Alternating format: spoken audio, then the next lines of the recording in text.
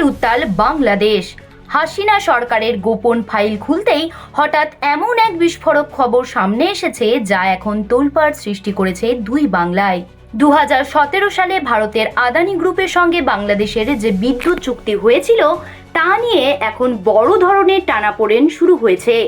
কেন এই চুক্তিটি এখন বাংলাদেশের জন্য মাথা ব্যথার কারণ হয়ে দাঁড়ালো? কেনই বা সরকার এখন এই চুক্তির শর্ত বদলাতে চাইছে? চলুন জেনে নিই এই রহস্যের নেপথ্যে কি আছে। খবরটি হলো, আদানির কাছ থেকে বিদ্যুৎ কেনার যে চুক্তি হয়েছিল সেটি এখন নতুন করে খতিয়ে দেখার সিদ্ধান্ত নিয়েছে বাংলাদেশ সরকার। দীর্ঘদিন ধরেই অভিযোগ উঠছিল যে এই চুক্তিতে বিদ্যুতের দাম সাধারণের তুলনায় অনেক বেশি ধরা হয়েছে এবং শর্তগুলো বাংলাদেশের জন্য মোটেও সুবিধাজনক ছিল না। সম্প্রতি অর্থাৎ 2026 সালের 23 এপ্রিল জাতীয় সংসদে দাঁড়িয়ে বিদ্যুৎ, জ্বালানি ও খনিজ সম্পদ মন্ত্রী ইকবাল হাসান মাহমুদ স্পষ্ট জানিয়ে দিয়েছেন যে এই অস্বাভাবিক দাম আর কঠিন শর্তগুলো এখন দেশের জন্য বড় একটা বোঝা বা গলার কাটা হয়ে দাঁড়িয়েছে। এই চুক্তির ভেতরে ঠিক কি কি গলদ আছে তা খুঁজে বের করতে সুপ্রিম কোর্টের একজন সাবেক বিচারপতির নেতৃত্বে একটি বিশেষ কমিটি গঠন করা হয়েছিল। সেই কমিটিতে অর্থনীতিবিদ থেকে শুরু করে আইন বিশেষজ্ঞরা ছিলেন।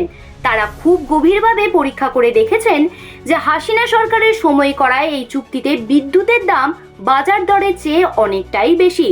সহজ কথায় বলতে গেলে এই চুক্তির কারণে বাংলাদেশকে অনেক বেশি বাড়তি টাকা গুনতে হচ্ছে। এখন এই পরিস্থিতি থেকে বাঁচার জন্য সরকার দুটি রাস্তা ভাবছে। প্রথমত, আন্তর্জাতিক আদালতে গিয়ে আইনের মাধ্যমে এই অসম শর্তগুলো বদলানোর চেষ্টা করা হবে। আর দ্বিতীয়ত, সরাসরি আদানি কোম্পানির সঙ্গে কথা বলে বিদ্যুতের দাম কমিয়ে আনার জন্য চাপ দেওয়া হবে। মন্ত্রী পরিষ্কার করে জানিয়ে দিয়েছেন যে দেশের মানুষের টাকা আর জাতীয় স্বার্থ রক্ষায় তারা সব ধরনের কঠোর ব্যবস্থা নিতে তৈরি। অর্থাৎ সব মিলিয়ে বলাই যায়, ঝাড়খণ্ডে অবস্থিত আদানির গোড্ডা বিদ্যুৎ কেন্দ্র থেকে বাংলাদেশে বিদ্যুৎ সরবরাহ অব্যাহত থাকলেও সেই বিদ্যুতের চড়া দাম মেটাতে গিয়ে সাধারণ মানুষের পকেট যাতে আর খালি না হয়, সেটাই এখন সরকারের প্রধান লক্ষ্য।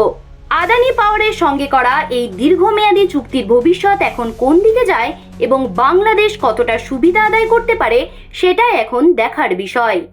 জ্যোতি সরকারের report, headlines Kolkata. Ma, there's this new Bengali matrimonial website, BABandhan.in. It's safe, verified, and just for us. Really?